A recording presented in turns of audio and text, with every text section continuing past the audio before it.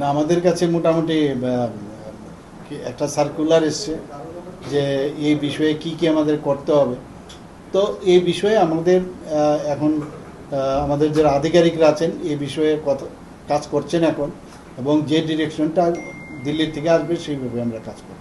সরকার main হচ্ছে মাননীয় প্রধানমন্ত্রীজি কার্যকালে কি কি করেছেন, দেশের জন্য কি কি করেছেন সেই বিষয়গুলো নিয়ে আলোচনা করা, এবং হবেই আমাদের পার্টি পর্যায়ে হয়তোবা ওনারাও করবেন। তো সেই রকমই একটা চিন্তা ভাবনা আছে। গতকালকে মন্ত্রিসভার বৈঠক হয়ে গেছে, তো আজকে তো কোথাও কিছু করবে, অনেকগুলো বিষয় ডিসিশন হয়েছে, আমি জানি না কোনো ইনফরমেশন এসছে কিনা। আমাদের স্পোর্টস পার্সন বলবে, হয়তোবা টাইম দেবে আজকে। অনেকগুলো ডিসিশন আছে, সেগুলো বলবে স্পোর্টস পার্সন। ভালো ভালো ডিসিশন আছে স্যার।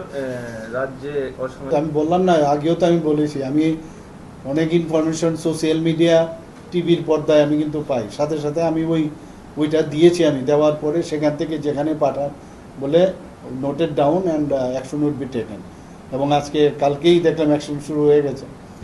তো ওই সব জায়গায় আমি যেখানে বললাম যে অন্ধকারের যে জায়গাগুলো আছে, যেখানে পুলিশের কাছে খবর আছে, তো একটা ছেলেকে দেখলাম রিক্সা চালিয়ে ঘুরছে, তো আমি ওইটাই দেখলাম, দেখে আমি ওইটাই পাঠিয়ে দিয়েছি।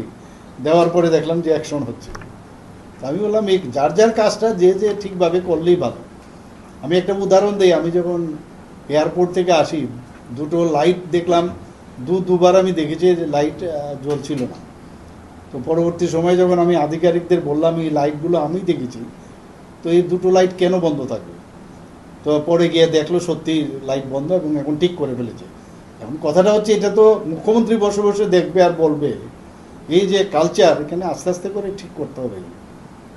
স্যার, রাজ্য সরকার বিভিন্ন জায়গায় বিভিন্ন পার্কগুলি স্মার্ট সিটির মানে অধীনে ডেভেলপমেন্ট করা হচ্ছে, কিন্তু দেখা যাচ্ছে পার্কগুলিতে সন্ধ্যা হলে মানে বেশ কিছু মানে পার্কে নেশার আড্ডা বসছে। কিন্তু এই বিষয়ে মানে যেটা জনগণের অভিযোগ, বারবার পুলিশকে জানালো, পুলিশ দেরিতে আসে, ওদেরকে পায় না। এই বিষয়টা নিয়ে কি বলবো? না, এখন তো আমি বললাম, তো এই কারণে আমি বললাম পার্ক হলো বা পার্কের ওই জায়গায় যদি অন্ধকার থাকে বা এরকম দেখা যায় যে মানুষ দেখছে না, তো এগুলোর জন্যই তো আমি নির্দেশ দিলাম। তো এখন তো ধরপাকড় শুরু হয়েছে, তো আরও মনিটরিং ইম্পর্টেন্ট, মনিটরিং করব। এখানে শুধু ভাষণবাজি করলাম আর বললাম এটাই এরকম না, যেটা এটা কার্যকরী ভূমিকা যদি থাকে তাহলে ভালো করবে, সব করবে, করছে তো অনেক।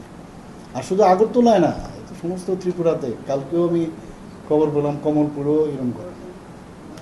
কিন্তু সবচেয়ে বড় সমস্যা যেটা, রাত্রেবেলায় আমরা যখন বাড়ি যাই আগরতলা শহরে কিন্তু কোনো মানে এটা যেতেই বলুন পুলিশ কিন্তু থাকে না, ফলে পুলিশের একটা টহলদারি বা এখন যে আছে না, যে আমাদের যে আমি ইভেন বললাম যে লাইটগুলো লাগাচ্ছে, তো সেখানে কারণ এগুলো ব্যাটারি আর থাকে, ঠিক আছে, তো ব্যাটারিগুলো খুলে ফেলবে। তো আমি বললাম এমনভাবে আপনার ক্যামেরা অন্তত এরকম দামি এইসব হাইমাস, তো এগুলোর যদি ক্যামেরা ফিট করে দেয়, আর মানে আমাদের কন্ট্রোল রুম আছে, সেখান থেকে কিন্তু ক্যামেরার মাধ্যমে এগুলো নজরদারি আছে।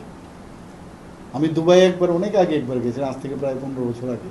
সেখানে আমি দেখলাম পুলিশ কিন্তু রাস্তায় থাকে না, কিন্তু ক্যামেরার মধ্যে বসে থাকে। সাডেনলি আমার গাড়িটা দেখলাম একটু এদিক সেদিক রাখলো, সাথে সাথে চলে এসছে।